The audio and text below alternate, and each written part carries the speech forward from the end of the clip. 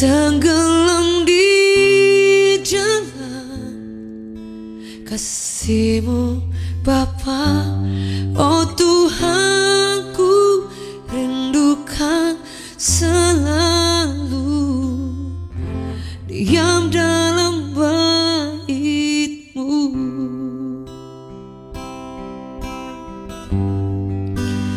bertemu muka dengan muka, tenggelam di dalam kasih-Mu Bapa. Oh Tuhan, ku rindukan selalu diam dalam bait-Mu, bertemu muka dengan muka, tenggelam di dalam kasih-Mu Bapa. Oh Tuhan, ku rindukan selalu diam dalam bait-Mu.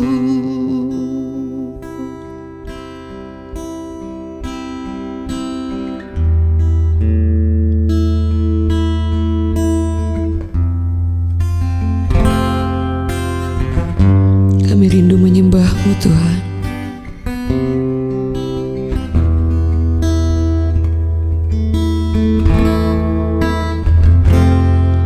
Makasih,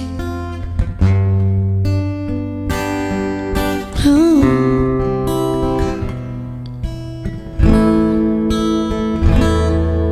Haleluya.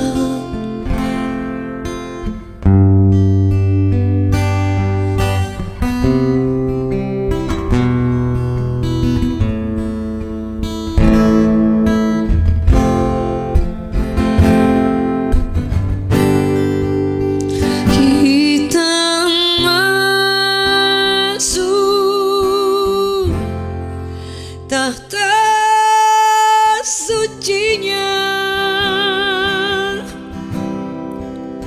bersama para malaikat menyembah.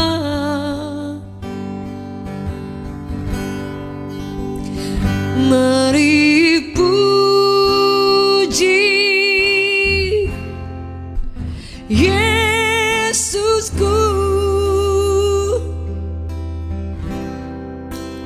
kita masuk hadirat-Nya Maha Kudus. Let's worship the Lord. Kita masuk tahta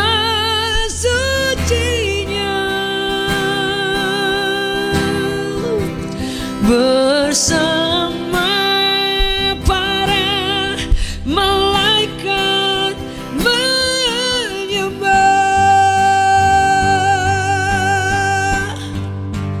Mari puji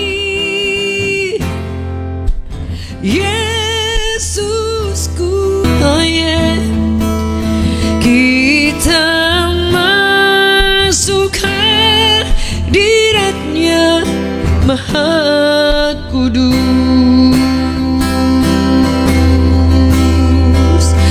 Mari puji Yesusku,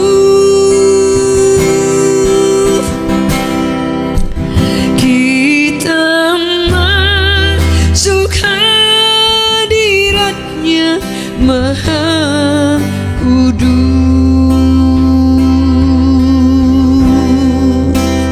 Kita masuk hadirat-Nya Maha Kudus.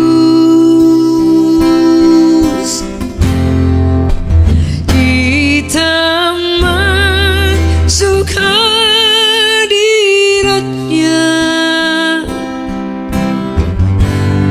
Maha Kudus.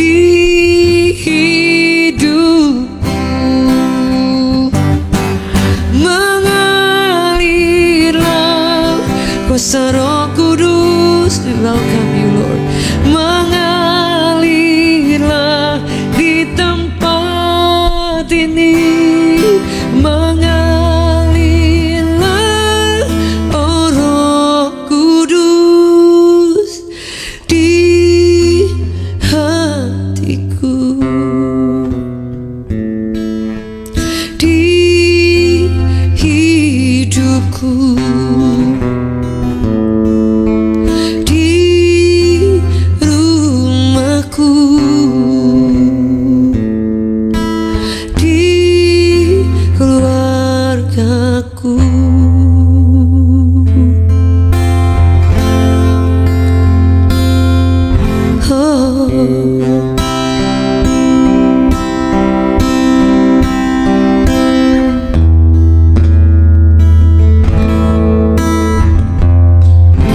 rindukan Engkau Tuhan.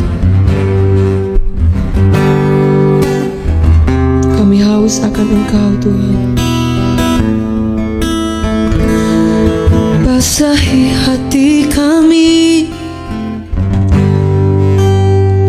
teduhkan kami Bapa.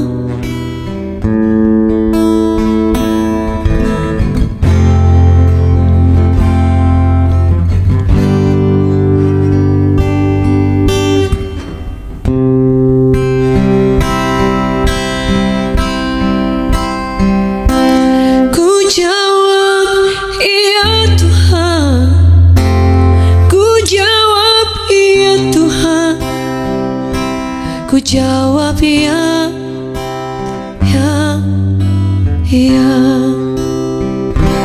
Ku jawab ya Tuhan. Ku jawab ya Tuhan. Ku jawab ya, ya, ya. Ku jawab ya Tuhan. Ku jawab ya Tuhan. Ku jawab ya. Ya, ya. Berapa di antara saudara kau mendengar Tuhan memanggil, suaranya yang lembut memanggil saudara dan saya untuk datang kepada Dia, untuk berjalan dalam rencananya, dalam panggilannya. Apa yang menjadi jawaban kita sampai hari ini? Apakah pernyataan kita yang pernah berkata iya kepada Tuhan masih sampai hari ini? Never giving up, no turning back. Ku jawab ya Tuhan. Ku jawab ya Tuhan. Ku jawab ya, ya, ya.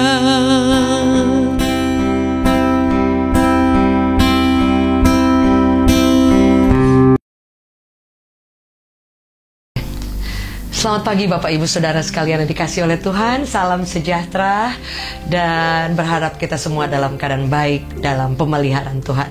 Baik, pagi hari ini saya rindu membawakan firman Tuhan dari kitab Lukas 18 ayatnya yang ke-9 sampai yang ke-14. Saya akan bacakan secara cepat. Perumpamaan tentang orang Farisi dan pemungut cukai. Dan kepada beberapa orang yang menganggap dirinya benar dan memandang rendah semua orang lain, Yesus mengatakan perumpamaan ini. Ada dua orang pergi ke bait Allah untuk berdoa. Yang seorang adalah orang Farisi dan yang lain pemungut cukai. Orang Farisi itu berdiri dan berdoa dalam hatinya begini, ya Allah, aku mengucap syukur kepadamu karena aku tidak sama seperti semua orang lain. Bukan perampok, bukan orang lalim, bukan pezina, bukan juga seperti pemungut cukai ini. Aku berpuasa 2 kali seminggu. Aku memberikan 1/10 dari segala penghasilanku. Tetapi pemungut cukai itu berdiri jauh-jauh. Bahkan ia tidak berani menengadah ke langit. Melainkan ia memukul diri dan berkata, ya Allah, kasihanilah aku, orang berdosa ini. Aku berkata kepadamu, kata Yesus, orang ini pulang ke rumahnya sebagai orang yang dibenarkan Allah, dan orang lain itu tidak. Orang Farisi itu tidak, sebab barang siapa meninggikan diri, ia akan direndahkan, dan barang siapa merendahkan diri, ia akan ditinggikan. Saudara, ini kisah perumpamaan yang diceritakan oleh Tuhan Yesus. Dan Yesus selalu berbicara lewat perumpamaan untuk mengajar kepada murid-muridnya dan orang-orang yang di sekeliling yang selalu mencari Yesus. Setiap dia masuk satu tempat, selalu orang berbondong-bondong untuk mencari dia. Dan firman Allah berkata, saudara, bahwa ada orang Farisi dan ada juga orang pemungut cukai, saudara. Jadi orang Farisi ini adalah orang yang dia tahu firman, dia keagamannya sangat kuat, saudara. Dan mereka ini terkenal di bait Allah, orang-orang yang memang pengetahuan tentang Taurat Tuhan, tentang firman Tuhan itu bisa di luar kepala. Jadi benar-benar orang yang keagamaannya benar-benar diikutin, berpuasa, berdoa, tidak melakukan kejahatan, saudara. Mungkin lebih sering ke gereja lah intinya, saudara. Dan orang-orang seperti ini adalah orang-orang yang kalau saudara ke Israel, saudara akan ketemu orang-orang seperti ini. Mereka punya perkumpulan, jadi orang-orang Farisi di mana mereka tahu semua Taurat Tuhan, orang yang disebut beragama, saudara. Tapi Yesus datang ke dalam dunia tidak sedang membawa agama, dia membawa kehidupannya yang harus diikuti oleh murid-muridnya, kehidupan Kristus, saudara. Dan saya percaya bahwa agama tidak menyelamatkan, artinya semua agama mengajarkan yang baik, tetapi Yesus tidak membawa agama, dia membawa kehidupan yang ditebus, yaitu manusia ditebus oleh kehidupan yang dia berikan di atas kayu salib. Dan ada harga yang mahal, sehingga keselamatan itu firman Allah berkata, di bawah kolong langit ini tidak ada selain di dalam nama Tuhan Yesus Kristus. Dan saudara, orang Farisi ini mereka tidak salah sebenarnya, mereka adalah orang yang beragama, tapi beragama saja tidak cukup, saudara. Saudara harus, dan saya itu harus mengejar, mengenal dia, mengenal siapa Tuhan yang kita ikuti, mengenal Bapa kita, mengenal hatinya, mengenal seluruh apa yang menjadi kerinduan hati Tuhan untuk kehidupan kita, saudara.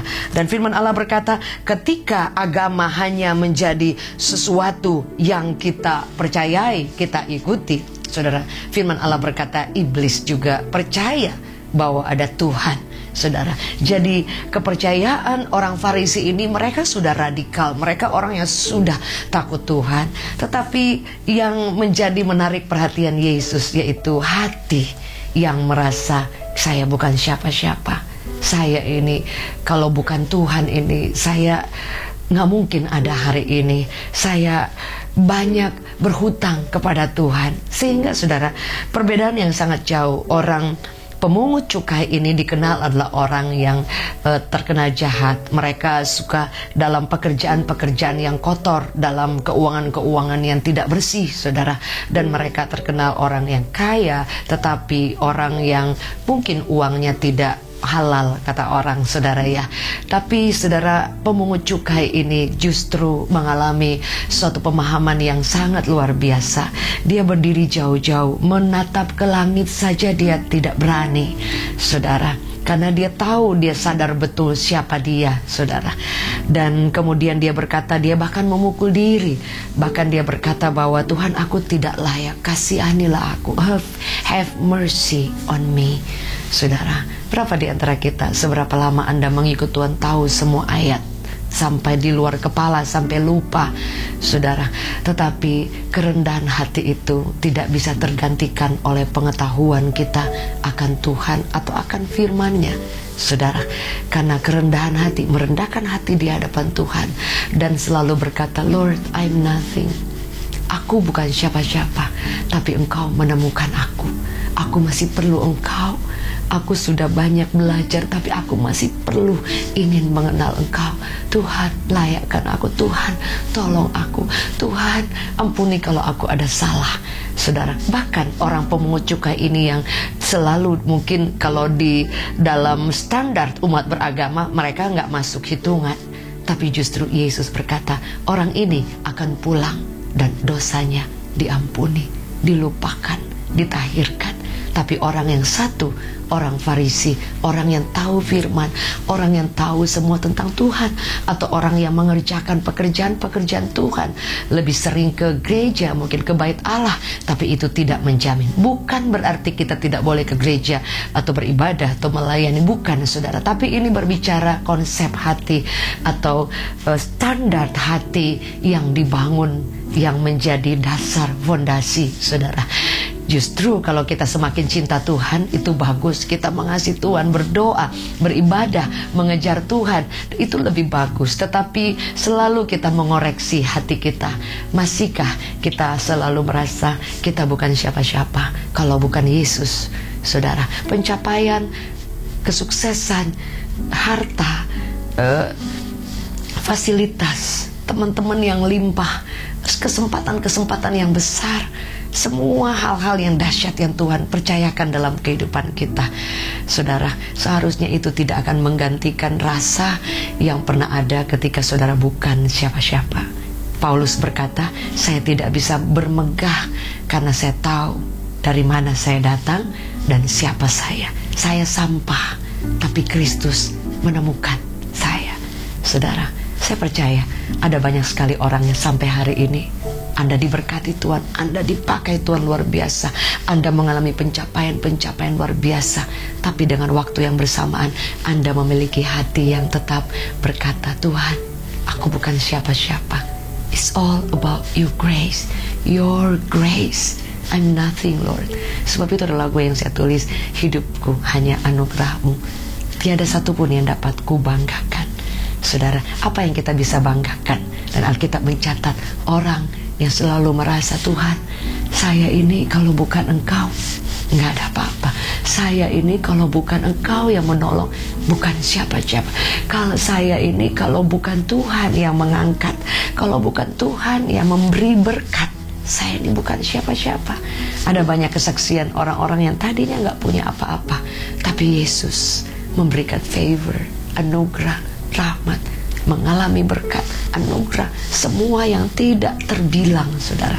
Kemarin dalam grup WhatsApp saya membaca ada seorang bapak yang dia berkata, Tuhan pernah membuat saya miskin selama 10 tahun.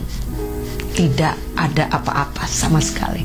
Tapi hari ini bapak ini diberkati Tuhan luar biasa. Dan tetap dengan pernyataan bahwa saya belum banyak tahu, saya ingin belajar, saya ingin melayani, saya ingin mengenal Tuhan lebih lagi. Saya bukan siapa-siapa, kalaupun berkat itu ada, saya ingin bantu orang, ingin nolong orang. Saudara, masih adakah hati yang seperti itu dalam kehidupan kita? Andai engkau diangkat Tuhan tinggi, kerendahan hati akan membawa tangan Allah mengangkat engkau tinggi, tapi peninggian diri akan membawa engkau di bawah turun. Sebab itu pilihlah hari ini, rendahkan hatimu di hadapan Tuhan, karena tangannya cukup kuat mengangkat Anda sekalipun manusia ingin menjatuhkan atau merendahkan Anda. Mari kita berdoa. Tuhan, terima kasih. Kami tahu bahwa Yesus, Engkau yang memanggil kami. Kami tidak sedang mengikuti agama, kami mengikuti pribadi yang hidup, yang tersalib di atas bukit Kalvari. Dan kami mengakui kami bukan siapa-siapa, Tuhan. Ampuni kalau kami kadang sombong, merasa Tuhan perlu kami, merasa Tuhan harus pakai kami, kalau enggak pekerjaan tidak bisa dilakukan. Kami selalu merasa Tuhan perlu uang kami, Tuhan perlu talenta kami, Tuhan perlu kehebatan kami. Ampuni kami Tuhan, kalau kadangkala apapun yang kami lakukan sebatas agama dan itu menjadi berhala. Ampuni kami. Kami mau mengasihi Engkau, mengenal Engkau, dan selalu memiliki hati yang kami bukan siapa-siapa, tapi Engkau menemukan kami. We thank you, Father. Biar berkat, anugerah, rahmat menjamah, mengalir buat setiap kami, keluarga kami, pekerjaan kami. Bungkus dengan darah-Mu, dan taruhkan selalu kerendahan hati di tempat pekerjaan, di rumah, dimanapun kami berada. Kami boleh menjadi pribadi yang selalu menjadi pengikut Kristus, merendahkan hati. Kami tahu tangan-Mu mengangkat kami tepat pada waktunya bagi kemuliaan-Mu. In Jesus' name, amen. Puji Tuhan Bapak Ibu Saudara, terima kasih sudah bersama dalam Berkat Pagi. Renungan yang sederhana dan pujian yang juga sederhana, tapi semoga boleh menjadi berkat. Jangan pernah menyerah, karena Yesus belum selesai dengan hidup kita. I see you, God bless you.